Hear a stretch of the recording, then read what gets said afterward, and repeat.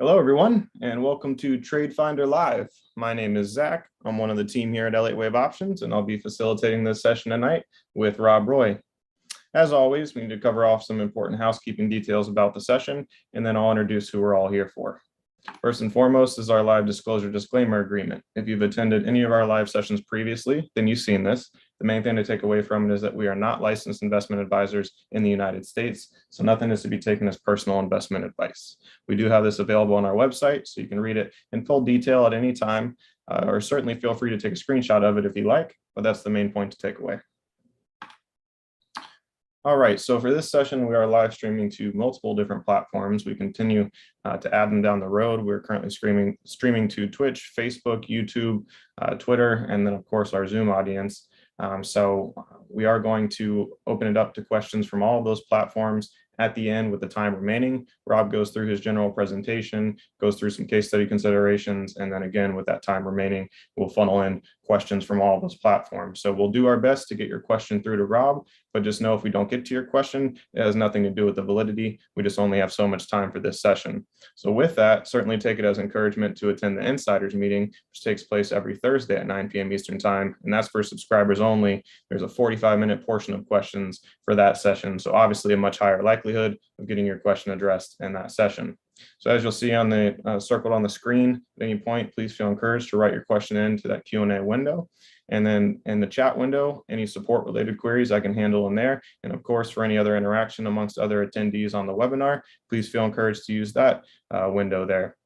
Just make note for our Zoom audience, by default, it goes to host and panelists. So if you'd like everyone on the webinar to be able to see your message, be sure to change that from host and panelists to everyone.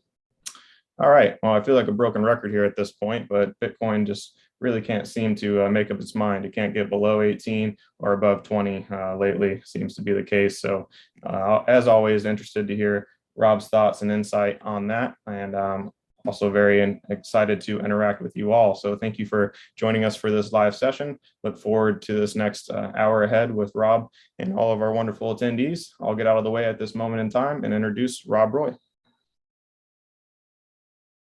All right, buddy, welcome to TradeFinder Live. If this is your first time joining us, welcome. Glad to have you. And for those of you that join us each and every week, we're happy to have you with us as well. Appreciate the intro, Zach, and just wanted to throw out a comment. I know there were some comments about the storm coming, and as you can see from the background, I'm not in Florida anymore. I'm up in the mountains, but for those of you that normally join us on Insiders Thursday night, we're going to have to wait and see what happens there.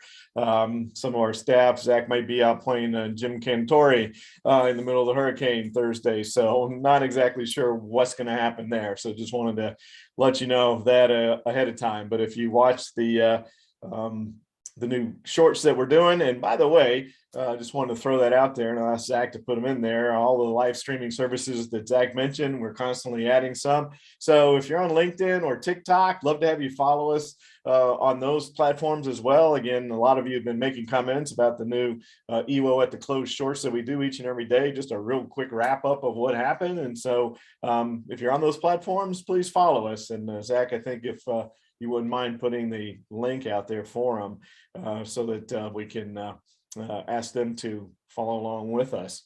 All right, so let's talk about the markets, how TradeFinder works, I should say. We'll talk about the markets. We'll go through a review of any case studies that we had closed for our alert subscribers at EWOtrader.com.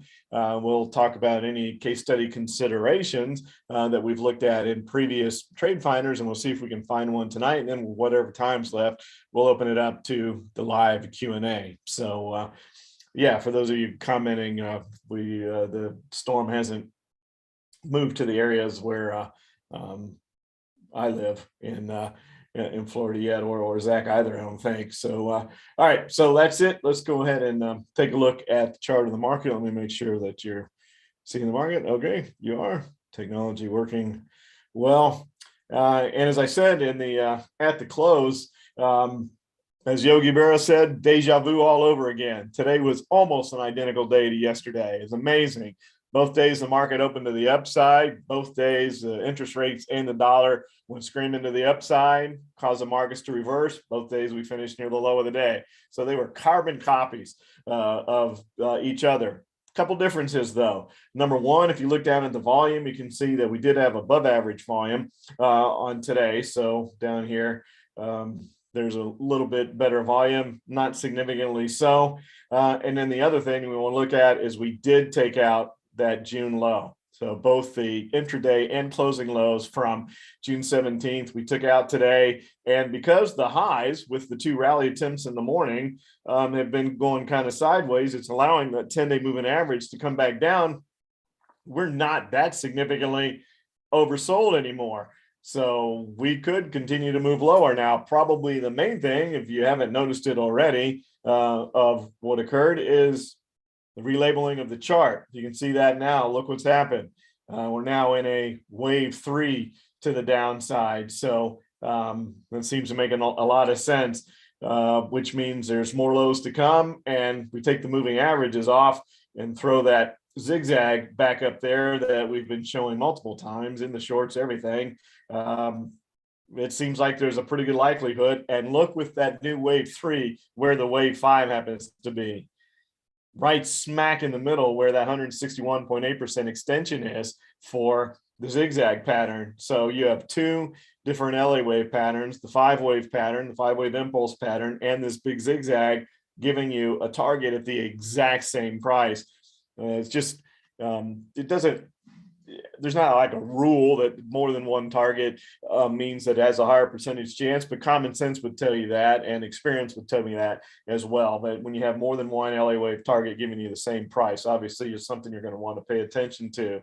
So, you know, with all this talking about the market going lower, the VIX still just, it's almost as stubborn as Bitcoin, which we will get to in a bit. We are moving higher, but look, I mean, just we're kind of creeping higher, like in a trend. It's not like spiking to the upside, and we haven't even gotten to, even though that we have new market lows, we haven't even had a VIX hit 35. What is it going to take to bring some volatility to the market and cause a big spike lower? It's almost scary to think of what kind of a day it would take to spike the VIX to 40 or 45 or some sort of a level that you think would have a chance of putting a bottom in the market.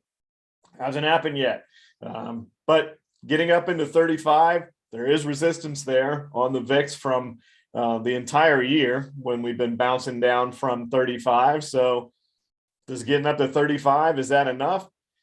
My argument would be, well, it wasn't in January, February, March, April, May, or June.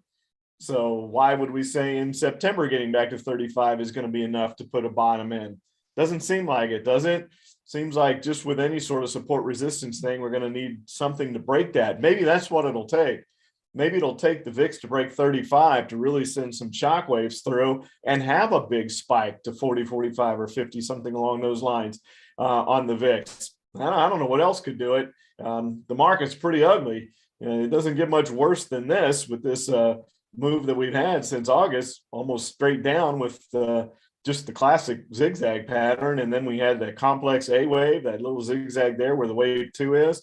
I mean, it's just been absolute classic spot on Elliott Wave Fibonacci stuff. So if you're newer watching us, welcome to everyone on all the varying live streaming services. And if you're newer to watching us, I mean, how can you argue with what Elliott Wave has been doing as far as forecasting where the market's going to go? All you have to do is go back and look at our previous recordings and see what we've been talking about, where we're showing what the patterns are saying. And it's just been spot on. So there we go. That's not all I can say about the S&P. Slight chance. I mean, we tried to bounce yesterday and today and sold into again. Now maybe if we try to rally attempt and interest rates gave us a break, or the dollar gave us a little bit of a break, maybe that would be enough for a rally to hold. But it hasn't been, and I've talked about this before. Let's go ahead and look at the TNX. Just almost going vertical. So that could be viewed as a good thing. You know how I feel about that.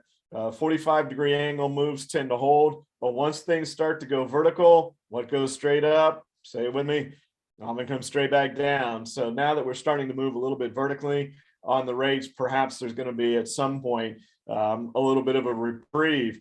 Doesn't mean it's going to be tomorrow. It could be any time. We are a little bit away from that 10-day moving average. So at some point in time, we should get at least a little bit of a pullback in rates, and that could be helpful to have an update for a change in the markets. But with interest rates continuing to move like this, I've talked about this numerous times, but I think it bears reiterating. It's going to be problematic for the equities market, because when you look at where the 2-year is, and let's just go ahead and bring that chart up. You can see the 10-year there, but let's bring up the 2s and the 10s again. And when you start to see the 2-year up here, look where it is now. It's almost 4.4%. When people can, and there's the 10-year. So this inversion just continues to get worse and worse. So the 2 years here, and then the 10-year is way down there. If that's not telling you that we're heading for a major recession, I've talked about this in one of the shorts before. Everyone that's been bullish, the most ardent bulls, are having a hard time explaining this away as far as the recessionary nature. And then for a long time, they're saying, well, it's going to be a mild recession.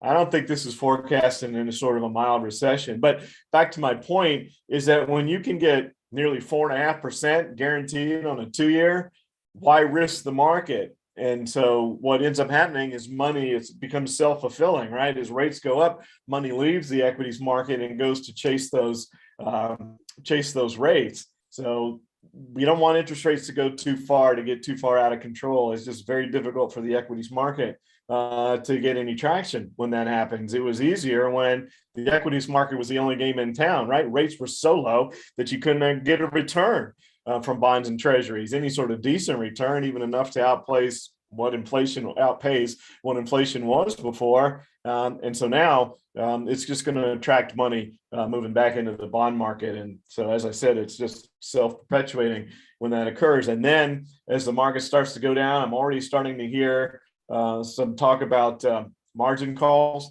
going out, and that becomes forced selling. If you've heard the terms forced selling before, that means that, when you have mutual funds, et cetera, they have to have a certain amount of cash on hand for redemption requests, et cetera, by securities law.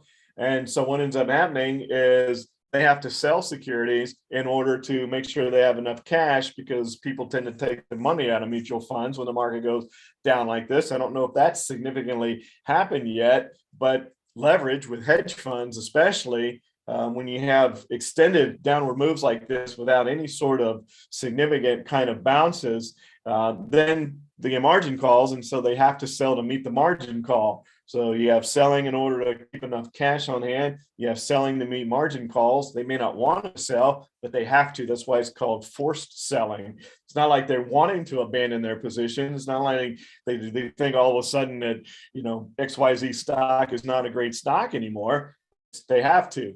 From one of those two scenarios. And so that creates a further snowball. So when you start putting all these things together, you can see where a future move to the upside seems daunting. Now, there will be a point where everything is so bearish that the path of least resistance will be back to the upside. Are we there yet? It doesn't feel like it to me, not with the VIX below 35, but we'll see. Taking out that low, I think, was significant. Now you know what comes next, right? You know exactly what I'm going to say next. We broke a major point of support, resistance, etc. What do we need? Follow-through day, confirmation day. Will we get that tomorrow? Or will the markets recover and we get that bounce tomorrow? So that's what's going to be checked tomorrow, is to see whether or not we follow through to the downside after taking out the June lows. Now, we already had on the Dow, but not on the S&P or the Qs before. Looking at the dollar, there's that dollar rocketing to the upside, and we had that zigzag to take it up to 112, and it looks like we're looking for some sort of we've relabeled to the, by the way, did you see that relabeled on the dollar now? So let's look at this zigzag here. and that one's at 100% extension right here at 114. That wasn't the big one. That was a complex C wave there. So it's the newest zigzag, and that's got a target if we continue to move to the upside up around almost 118, 117. So the big zigzag, now a complex C wave in that. It just looks like the dollar wants to go even further to the side, and not good for international companies because of the exchange rate, as you know. And when you start to see this kind of strength in the dollar, that means that there's money coming from foreign entities that are coming in and buying the dollar because it's viewed as the currency of last resort. So that means you're seeing weakness around the globe when you see the dollar get this strong, obviously supported by what the Federal Reserve is doing, but also it has to be some international buying to continue to propel it higher from there. So two main relabels, one on the S&P, one on the dollar, and then this new zigzag pattern here, already at 100% extension, but with a potential to move up there to 117, 118. You look at the DMI, it is telling us that this move is pretty mature. So could that 100% hold? It could. That could be the end of it. The 10-day moving average is all the way down at the 61.8% level. At least maybe we get a pullback there. So that could be your catalyst for some sort of a bounce in the market, even if it's just short term, is the 10-year being vertical, overbought, the dollar being overbought. Not quite as vertical as the 10-year, but both of those scenarios creating opportunities for pullbacks, which could allow the market then to be able to hold some of those gains that we've seen out of the futures and in the morning trade that just have been sold into immediately following that. So anyway, we'll look at some of the other markets. Also, before we get there, I wanted to show you, here's our website, EWOtrader.com.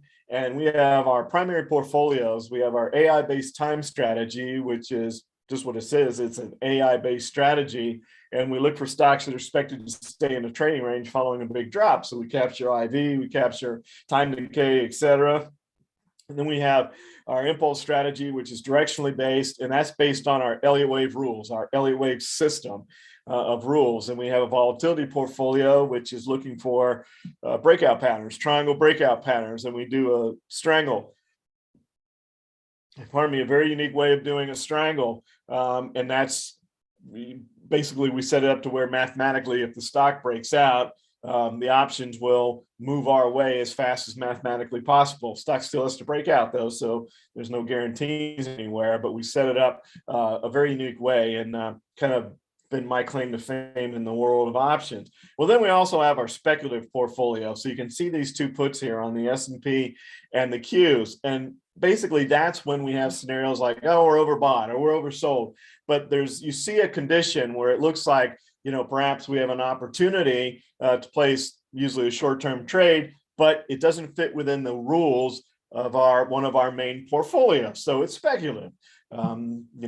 Pieces or just certain individual things, etc. And then our subscribers have the opportunity to follow along with those or not, understanding that, hey, this isn't following the rules and guidelines that you're aware of for our three primary portfolios. This is something else, and it'll be explained in the commentary there. So we had two of them. We had puts on both the S&P and the Qs, and you can look back and say, gee, wish we would have held them a little bit longer. But I also wanted to show you can see both these are mark-to-market graphs, which we publish for all of our alerts. So you see where every single position is every single day. Feel like we are as transparent as you can possibly be with our alert service. And both of these positions, because the market did bounce to the upside, we're at losses, over 50% losses, which also brings into, we don't necessarily follow a system where, hey, if you hit 50% loss, you're automatically out. If you hit X number of gain, you're automatically out. Just not a fan of that kind of system. I think every trade needs to be looked at it on its own merit. And sometimes patterns take a while to develop. And when you're looking at Elliott Wave, which is a series of impulses and corrections or whatever, sometimes, you get a new zigzag pattern in, you get a new corrective move in. It may not move as fast as we would have liked at one time, but normally those patterns, because percentages tell us they usually work out, just might take a little extra time. So you have to be patient. It's really important to be patient and let the patterns come to you and not panic and get out unnecessarily. So both those returned 20%, which would have done better if we would have waited a little bit longer. But you do look, and when you have a position that's been underwater, that's been at a loss, and you turn it into a gain, then at that point in time, you don't want to let it go back into a loss again. So you might close a position out a little sooner than you normally would have in that scenario, where if you've got one that's been a winner all along, and maybe you let that one run just a little bit more, but you get the point.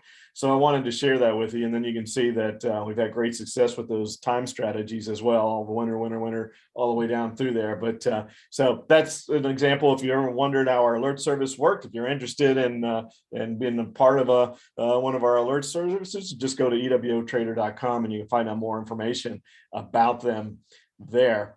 All right, so let's go back and look at a few of our other markets. We'll take a look at the diamonds, take a look at those.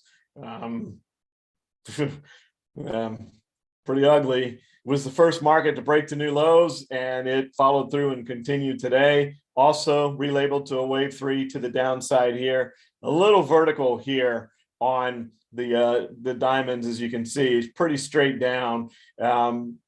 Perhaps a touch more oversold than the S&P, not significantly so, but a little bit more oversold. And then if we take a look here, at this zigzag pattern, as you know, they've all had zigzags. We're at the 100% extension there on that one, and the 161.8% levels all the way down at 273 on the diamonds. But gap there, just like the S&P, separation from the 10-day moving average. And I think it's the same exact story. It's going to take the interest rates calming down, the dollar calming down a little bit in order to give the equities markets a chance to bounce. And then you have to look at, well, what's the reason that interest rates came back down? Because remember, rates and prices and bonds move in the opposite direction. So if rates are coming down, that means prices are going up. That means money is going into them. So that wouldn't be a scenario for the equities market to bounce, right? If the money's coming out of the equities market going into the bond market, that's no recipe for a bounce in the equities markets. It's sticky right now. It really is. And so we've just been following along with our charts that have been awfully darn accurate here. So there's the zigzag pattern here on the Qs. So we'll go ahead and highlight that one as well. And not quite to the 100% extension there. And also not quite breaking the June low on the Qs. So now the Dow has it and the S&P has, but the Qs have not yet. But once they get to that 100% extension, they will. So last shoe to drop, if you will, domino to fall, and pick your favorite cliche on the Qs as far as moving to the downside, taking out the June low. Then we look at the IWM, kind of right there with the Qs, just right at the June low there on the IWM. And if we look, the low back there on the 17th was 162.78, and the low today 163.28. So within 50 cents there of breaking to new lows on the IWM.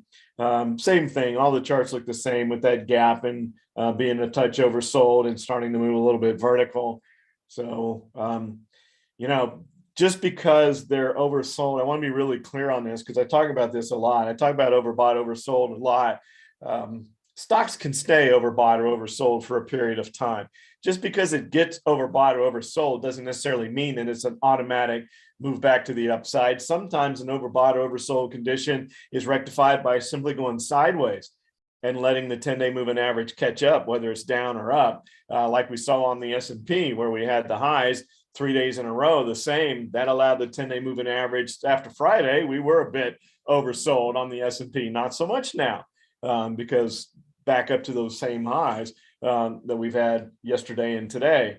And so it doesn't necessarily mean there's a snapback. And I also want to be clear on the fact that overbought or oversold conditions can last for a period. It's just not a long period. When something gets far away, you know my guy, if you're new, you'll hear this again. If you've been here before, you're tired of hearing it, but it's a good rule. A lot of our subscribers have really liked adding this into their own trading repertoires. No security in any time frame, gets very far away from the 10-day moving average. That's one of my trading rules. It's a really good one, and it works. All you have to do is go back and look at any security you want with the 10-day moving average, and you can see what I mean. So what I'm talking about is this separation right here from the 10-day moving average, and that can continue, but it won't continue for a long period of time. So we could move lower over the next day or two and get further away from it, but there is a limit. You don't get too far away before there's a snapback or a sideways move. Sorry, let's take a look at Zach's Bitcoin. Actually, he's more of an Ethereum and Cardano type other cryptos than necessarily Bitcoin, but obviously it's something he watches day in and day out, and he's always talking to me about what's going on in the crypto world, and keeps me up to date on it. And we tried to get above 20,000 and we couldn't, and so we're already back down to just under 19 again. So I don't know what it is about this level, but that is unbelievable. You got security, or whatever you want to call it, trading at 20,000, and it's within a 2,000 point range, basically for the better part of 4 or 5 months here. We got a little bit to the upside there in August where we hit 24,000, but other than that little move there for a couple of weeks, it's just back and forth ping pong between 18,000 and 20,000. It's amazing to me to see such a tight range, especially in something like Bitcoin, which is, at least in the past, was known to be pretty volatile. Not so much anymore. Interesting how that works, isn't it? How time changes, how patterns change, and then perception changes along with it. But we'll see. One of them is going to break at some point in time. Either we're going to break back above 20,000, and then we got to contend with 24,000, as we found out in August, or we're going to just fall off a cliff. I've been using the analogy for a while now, like fingernails holding on to the edge of a cliff. How long can you hang there before you just eventually fall? And I feel like the longer we stay below 20,000, the greater chance there is that we're going to drop, especially when we try to make a rally above it today, and it simply couldn't hold that either. So any sort of risk assets have not performed well, even during rally attempts. They've just been turned away and moved back to the other side. Let's look at some of our international markets that we like to cover. Australia, and you can see this 5-wave pattern here moving down. We talked about that. I thought we might get a little bounce here right in this area. It didn't happen. Not only did we not get a bounce there at the July lows here on the EWA, we gapped through it. The exact opposite what I thought was going to happen. I thought we might find a little support here, get a little bit of a bounce. Nope, didn't happen. Down lower here, and now we look like we're heading down towards that wave 5, down around 19 or just a touch below. So kind of interesting to see what's going on. That gap right through there really surprised me. So pretty significantly oversold here now on the EWA, and now the problem is there's all kinds of resistance to contend with to try to get back to the upside. So we have resistance here at 21, and we have resistance up here at 22. And so to break back above 21 would be rough, and then to get back above 22. And then, hey, if you're able to accomplish all that, guess what? You got more resistance there at 23. Long road ahead for the Aussie market as far as the bounce. Now we get some bounce and move back to the upside, but before we start getting a meaningful move higher, it's got all kinds of headwinds in the way before that's able to happen. Canada, look at the EWC, and kind of ugly there as well. Pretty vertical move. These moves, both the Australia and Canada markets are Australian and Canada markets are look Canadian. Let me get English right. Are looking awfully oversold, more oversold than our markets are because they're a bit more vertical and a little bit larger gap there from the 10-day moving average. So, at some point we are going to get to the point. I use an analogy of stretching out a rubber band. When you stretch it out and when you let go, the further it stretches, the more it snaps. And so the further we go vertically down, we've already talked about, what goes straight up comes straight back down and vice versa. And then the further you go in a vertical condition, the further the snapback becomes or the faster it becomes. So we'll see what happens there, but not looking too good there. And then the one market that had been holding up so well, that was India. And we talked about this over the weekend in the YouTube update. By the way, for those of you on the live streaming services, if you haven't visited our YouTube channel, Elliott Wave Options, please do so. Love to have you. We post videos there every weekend on the market update. And so here we have this 43 level that I had talked about. As long as we could stay above 43, and it tried for a couple months, really hung in there a lot longer than most of the other global markets did. And then we talked about if it gave up 43, we were going to come down rather quickly because, and this was kind of the one exception to that, what goes straight up often comes straight back down, or usually comes straight back down. Well, the Indian market hadn't done it, nifty. And then, yeah, and there it is. So it took a while and it had to go sideways for a bit, but there was the vertical move up and vertical move back down. And we knew it was going to be a vertical move back down because there was nothing in the way. There was no resistance. That vertical move here went straight up. So there is nothing, there's no resistance on the way back down. So when you have that scenario, it's going to come back down just as fast as it went up. Well, now we're going to get into an area where there's some congestion right in through these areas here, right in there. So now we see where what can happen here. Can we find a little bit of support? And we're at a pretty strong fib level right at the 61.8% fib level. We're pretty oversold. We're vertical. Everything is looking like it's ripe for a bit of a snapback bounce in India. And please note, when I'm talking about these oversold conditions, that doesn't mean that the bottom is in, that we're done.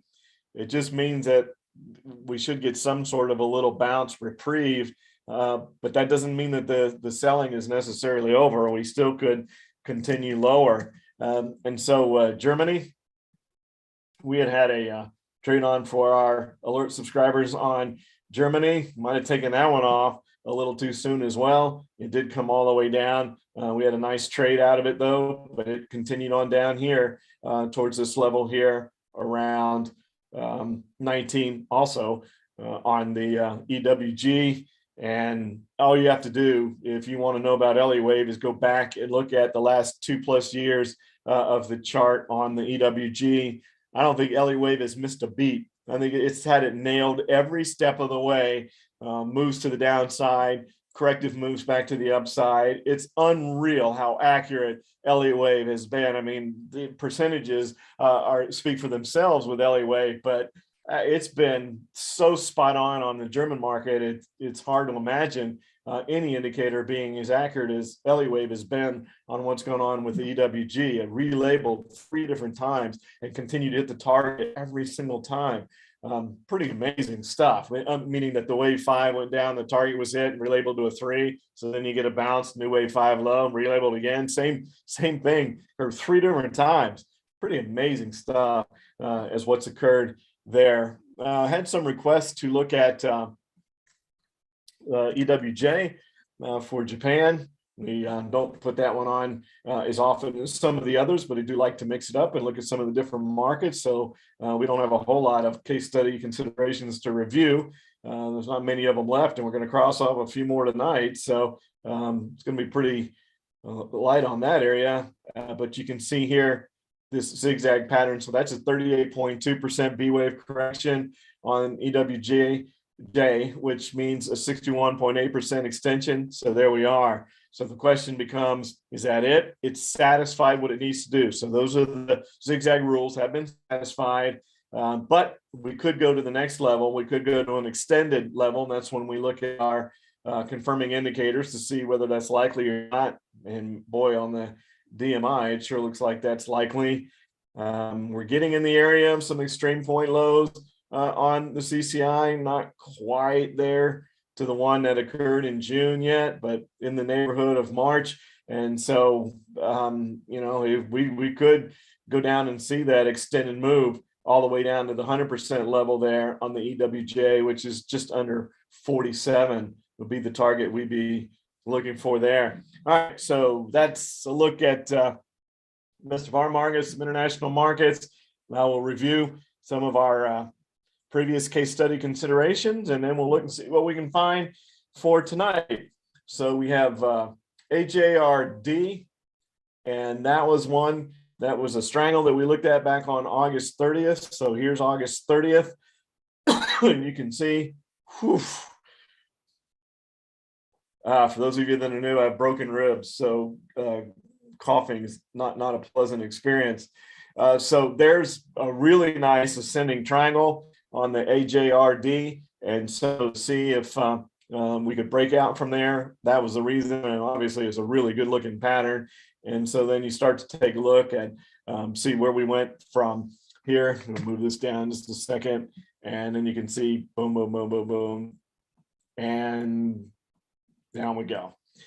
And so that's what we look for out of these moves, is a 10% move.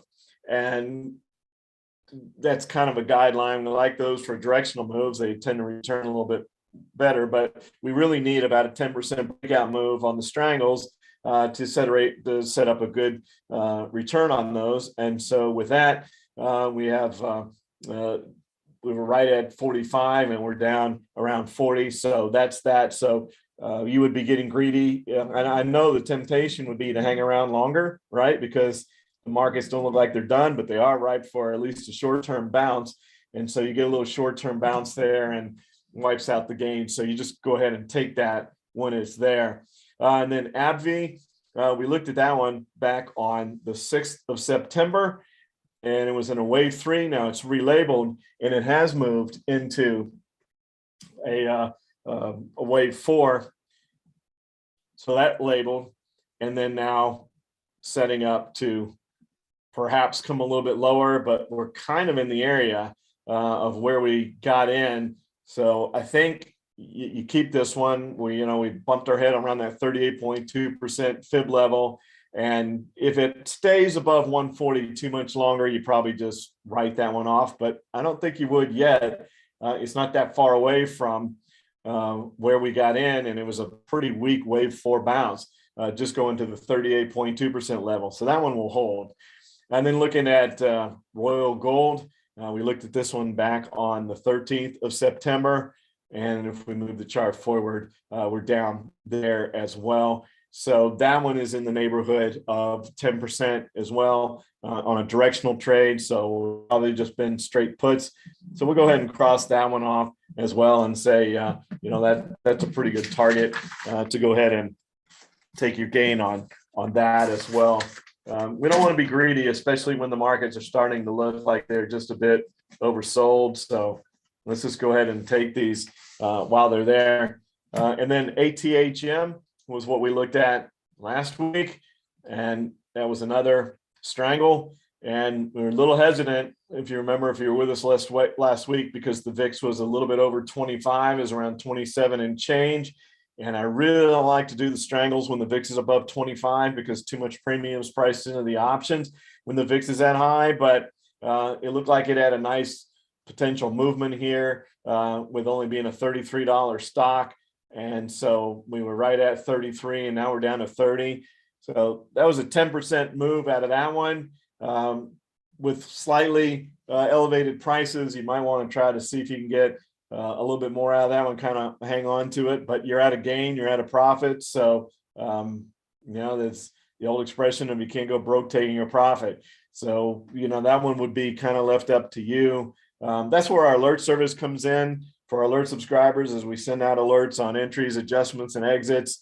But here at TradeFinder, we just look for opportunities and then you're kind of on your own as far as how to manage them, et cetera, from there. So that's really the primary difference in the alert service. So I'm just going to put a question mark by that one and, figure out what you want to do there. All right. So let's see if we can find a case study consideration for tonight. I think it's going to be kind of slim pickings, just off the cuff from what's going on with the markets, but you never know. So take a look. I've said that before, and we found great ideas. So we'll take a look, and there's nothing on the impulse move. Now, this is one thing that I think is interesting on the consolidating stocks, which that's the ones that we look at for triangle patterns. Now, I want to be clear, stocks can just consolidate in a sideways range too. We don't put strangles on those. We only put strangles on stocks that are in triangles, whether it's ascending, symmetrical, or descending, because those patterns break out. And that's what we're looking for. We need the stock to move. Strangle doesn't do you any good at all if the stock just goes sideways. It's got to break and make a directional move. But what I was going to say is that because it's including stocks that make triangles and stocks that are going sideways or staying in a trading range, I don't think I can ever remember only 27. I'm sure that there were times, maybe back in March of 2020, when the COVID drop happened, et cetera, that we got down to such a small number. But I'll say it this way, it's very rare to see only 27 stocks on the consolidating stocks. This software is a private source, by the way. If you're interested in what Elliott Wave software I use, to me, it's the best one that exists out there. It's programmed exactly to Elliott's mathematical algorithm, nobody's individual adaptations of it.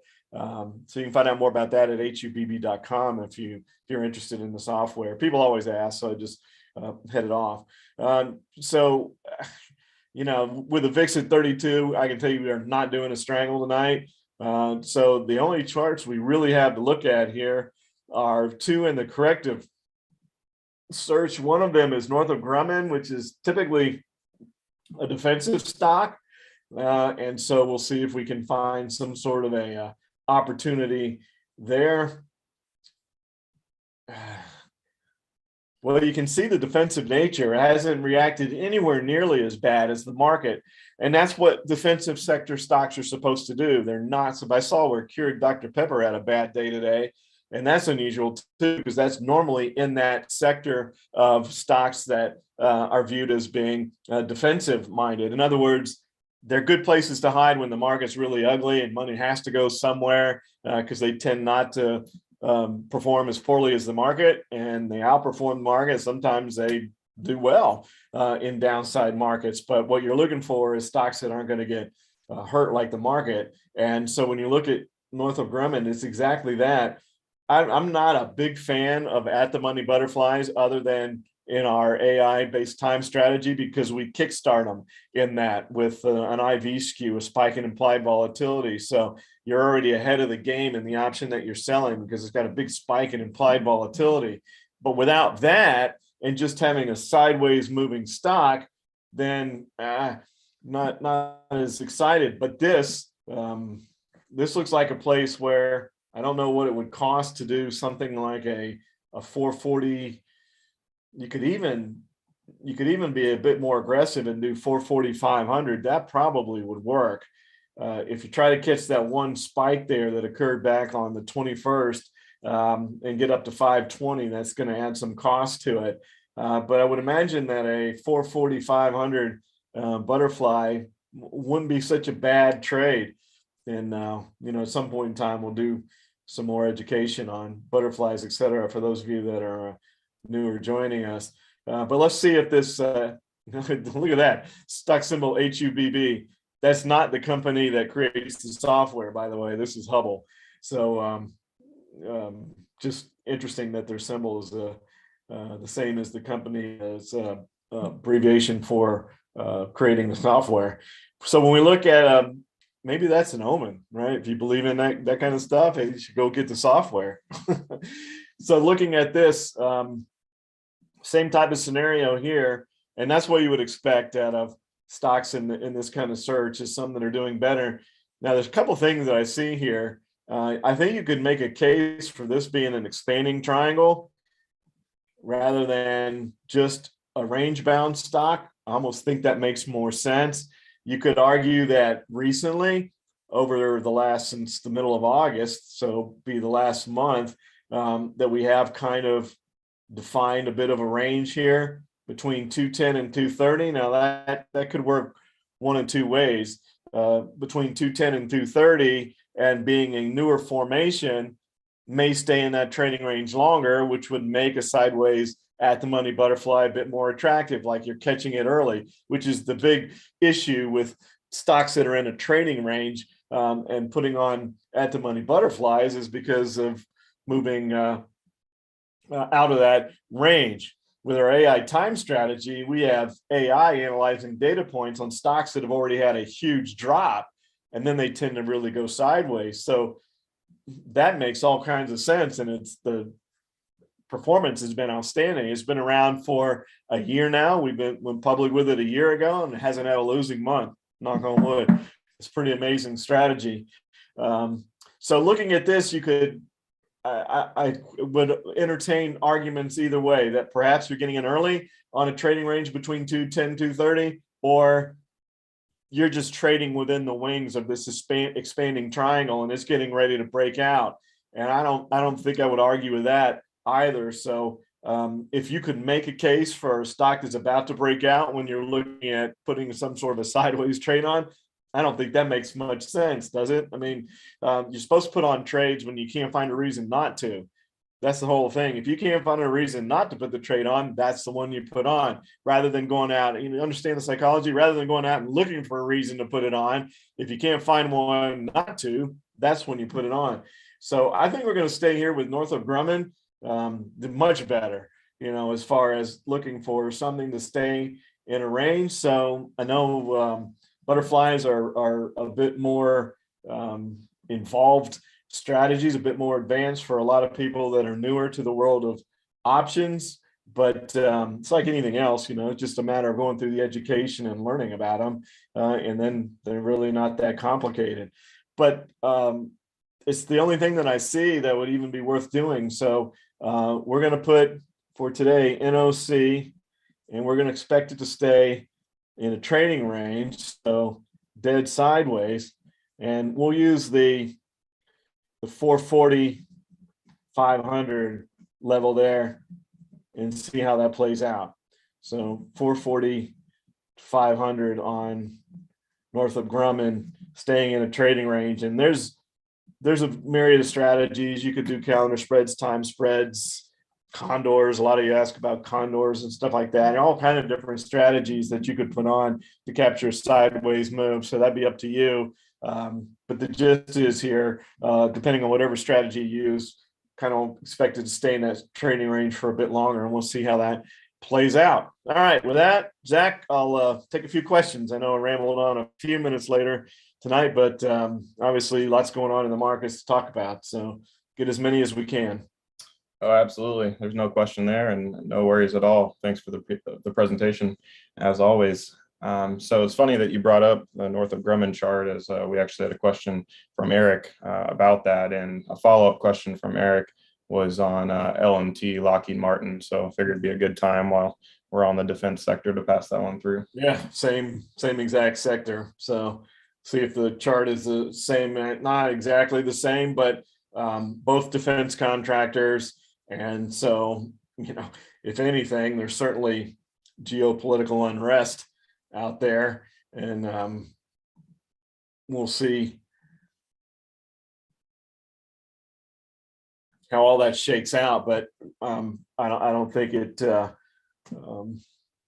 would be argued that putting some positions on along these lines, especially with the type of market that we have now, defense contractors being defensive stocks, two different definitions of the word defense there. But you get the point. And the difference would be here, if Lockheed Martin broke below 400, then it might have a problem. It's got a clear defined trading range between 400 and 460, but we're down at the bottom of the range, where the difference is Northrop Grumman is more towards the top of the range. So it's a little bit of room if the market continues to stay weak like this. But if Lockheed Martin would break below there, then,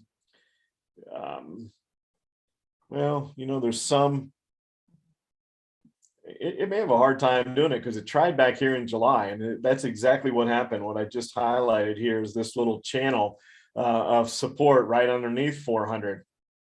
So it tried to break below in July, and it got turned back right away because of that. So you have some support down there at 380. Now, if it breaks that, now you're down to 360 pretty quick, and possibly even all the way down to 340.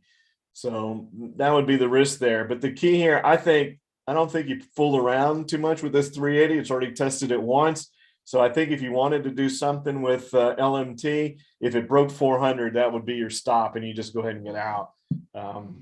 It's already, yeah, like I said, it's already bounced off that 380 to 400 channel once, and if it tries it again, it might have success getting through there. So I would just let 400 be the support and see if that holds. Very well. Thanks for that, Rob. So there's been some chatter about both UNG and USO, and figured it'd be a good time to bring those up, especially with what's going on with this hurricane coming in. Yeah, with UNG, so there was, some speculation on tampering with the Russian pipeline, but that didn't really affect UNG at all. And then you can see down here,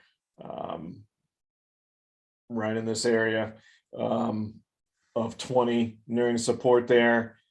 Normally, we've talked about this for the seasonality. September and October had tended to be pretty good months for natural gas, and it would begin to roll over. And it's counterintuitive, right? Because you're like, we're going into winter time, and it's when the demand comes up and everything else. But remember, the market always looks 6 to 9 months ahead. So once you get into the winter time, the market's already looking towards spring when there's not as much of a requirement. So the market, it runs up into that, then rolls over. We didn't really have much of a move higher other than this one individual spike here in September there on the 14th. And so do we get a little bit of a bounce in October? Maybe, because we're nearing some support here. So I think you could, this Elliott Wave pattern has been disqualified because that wave 4 is at 82%.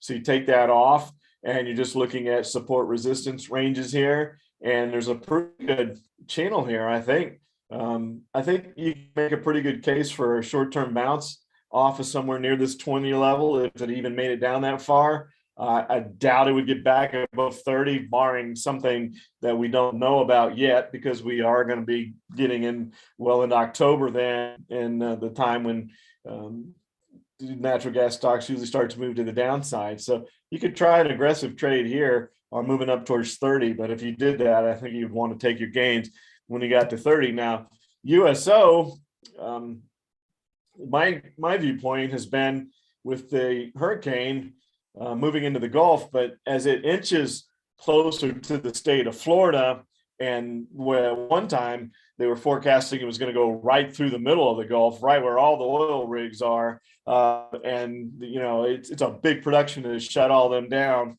but they would have, and that would have certainly been a disruption. But as it's leaning more towards the state of Florida and less into the main area in the Gulf where you have all those oil rigs, storm may not have as much of an effect on USO as it looked like it might a week or so ago, where it looked like that could be something that certainly would at least come up and close this gap, fill this gap here at 70, might have some resistance there, and then there's more up at 75, but at least you would get the move back up to fill that gap. And as I said, the hurricanes are going to do what they're going to do. Forecasting is so much better than it used to be, however, and if it does drift over and moves into the state of Florida, even if it were to move back out into the Gulf, it would be not near the severity that, they were talking about the hurricane staying in the Gulf, in the warm water, not crossing any land and going right up towards Louisiana. That was the original, went back before it was even, when it was a depression, even before it was a named storm. They were talking about the potential there, but that's not the case anymore. But can you imagine, they were calling the storm, it was going to be a monster because of the potential there. Fortunately for the folks up in the Gulf Coast up there, they're not going to have to worry about that. But unfortunately, the folks on the Gulf Coast of Florida are going to have to deal with this over the next couple of days.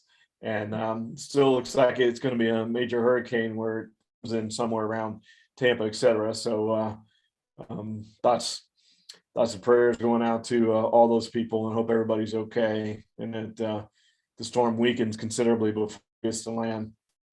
So that makes, because my thought process before the storm was clearly that oil's going to go lower, but that was the one shot it had, a short-term bid, at least back up to 70.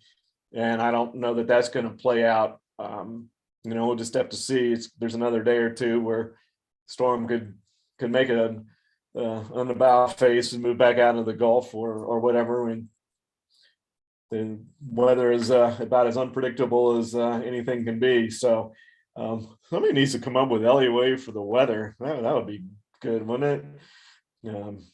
But anyway, so 65 is support now on oil. If it holds that, there's still the possibility that we bounce up and close that gap, but there's resistance at 70. So I think it's a challenge between 65 and 70, unless you wanted to take a speculative shot on it moving up towards 70. But a break below 65, and there's a little bit of support in here around 60, but we get below 60 and then you're back down to 50.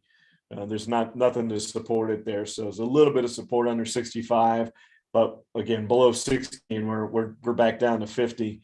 So you watch, see if you get a little bit of a short-term bounce over the next couple of days with the storm. And if not, then I think that's probably where we're destined to go, is back down towards 50. Sorry, I didn't mean to take so long on those.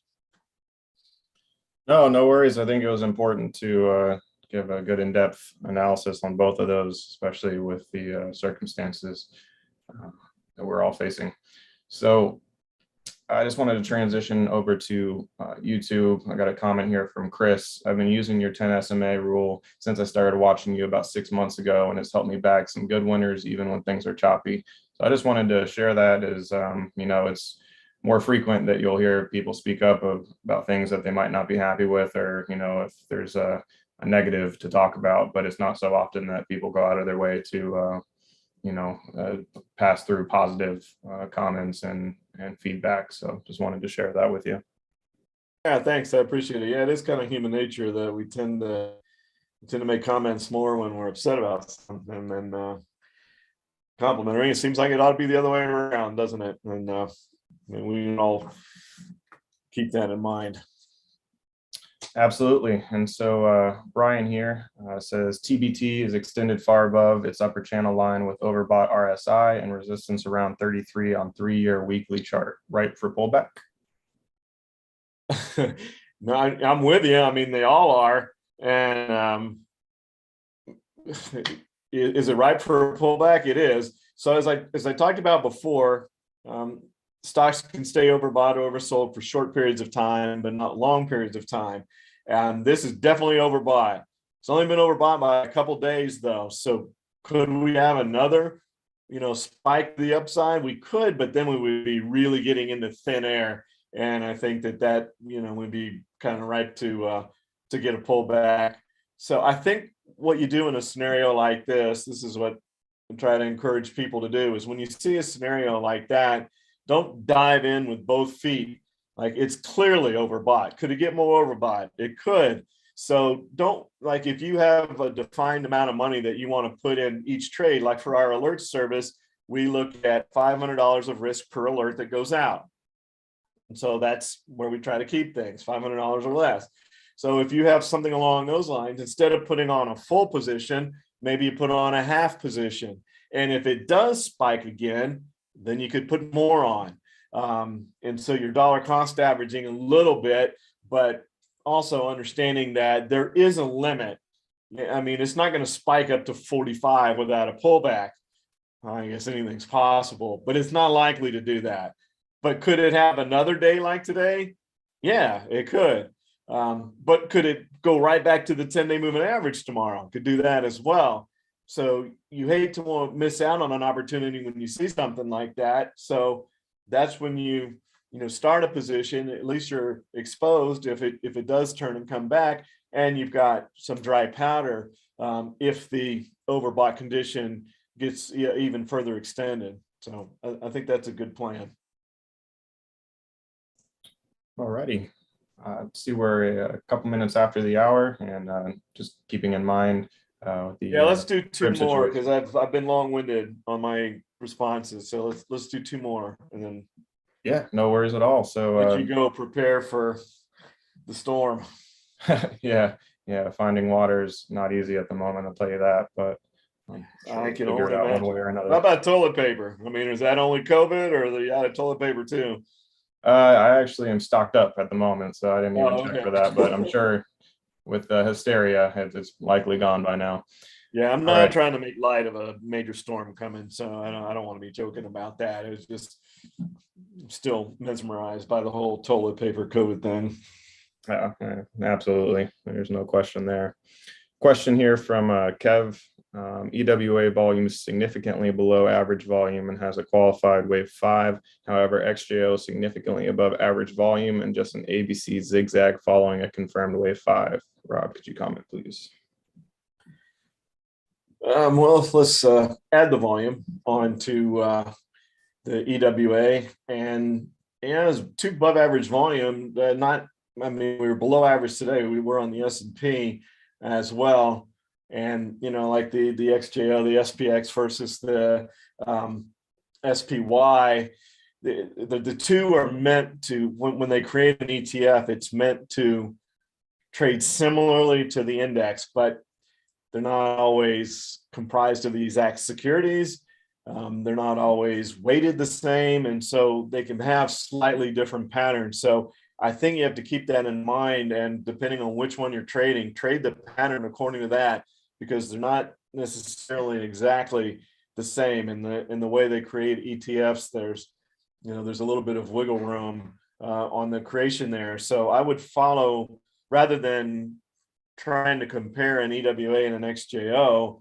If you're trading both of them, then trade them according to their patterns, or pick your favorite one and trade it that way. But yeah, it can be set up that way. But going back to the EWA, the scary thing here is look at the DMI. And as you know, I don't look at the DMI nearly as much on a downward move as I do an upward move, because downward moves can occur so quickly, and the DMI tends to be a bit of a lagging indicator. So with that caveat in there, you have to look and say, yikes, that's a scary DMI, because it does look like there's strength to this downward move and it's likely to continue. That's what this DMI would mean. And we'd be really strongly talking about it if it was an upward move. But it does look like the bottom's not in yet on the EWA. Little bit below average volume day. I think we could be getting to the point where all these markets are exhausted, at least short term, from the selling, and we're right for a little bit of a bounce. Whether that comes tomorrow or not, I don't know. I mean, tomorrow is an important day as far as follow through, especially on the SPY. But taking a look at where we may go here on the EWA, and then XJO, to go ahead and bring up the actual index. Slightly different pattern from the labeling for sure. A little bit more oversold, I would say, on the XJO than the EWA. It's trying to hold here and bounce a bit. So perhaps it's a little bit in front of where the EWA is. Maybe the EWA follows suit tomorrow. That would be encouraging. It's certainly a logical place for the XJO to bounce from, because it hasn't taken out those June lows yet. One of the few that hasn't. We showed them all before, so without spending time rehashing it, you could get a bit of a short-term bounce here, but it's got a ton of resistance right here at 6,700, right where the 10-day moving average is, and it's got a little bit even before it gets there at 6,600. So looks like tough sledding ahead, but perhaps the XJO a little bit more ripe for a bounce than the EWA is. And could those lows hold on the XJO, the June lows? It could, but again, looking at the DMI, that's the most similar thing between the two charts, is both those DMIs look like there's more downside to come. So a little spooky there. All right, one more. One more. All right. The lucky winner will be Willie, who would like to look at SLV. Okay, well, that's a good one to finish on. Looking at the metals, didn't look at those earlier. It's really interesting. It used to be GLD all the time. Everybody always wanted to look at gold. Some people still do, but so many more people want to look at silver now. It's just amazing how that has turned. I've commented on it numerous times, so I won't rehash that either. But it's not a good environment for the metals. I've talked about this before. At some point in time, the metals will catch a bid, but I don't know it is yet. If we get any sort of a bounce here, I think it's short-lived. This would be a logical place, though. 17 has a bunch of support. The wave 5 low is not far below that. The problem is, on any sort of a bounce, you immediately bump your head on resistance at 18. So if you were to be really aggressive, and you could be aggressive and try to catch a bounce trade here up to 18, but then I think you need to be quick to take gains there, because it's going to have trouble going through 18 if it's able to even get there. And if it breaks below 17, then here it comes again, Zag, but Katie bar the door. I mean, who knows what could happen then. I don't think there's much saving here on the low there at the end of August and early September, and we could continue to move from there. So wrap things up. Thank you so much for your time. Time's the most valuable asset we all have, and we very much appreciate it when you spend some of your valuable time with us. And we do try to do our very best in making that an informative and educational use of your time, because we do appreciate it that much. And for everyone in my home state of Florida, Zach, you as well, best wishes over the next couple of days. Hope again the storm is not as severe as what some forecasts are saying, and that everybody comes through it okay. Thanks, everybody. Look forward to talking again soon.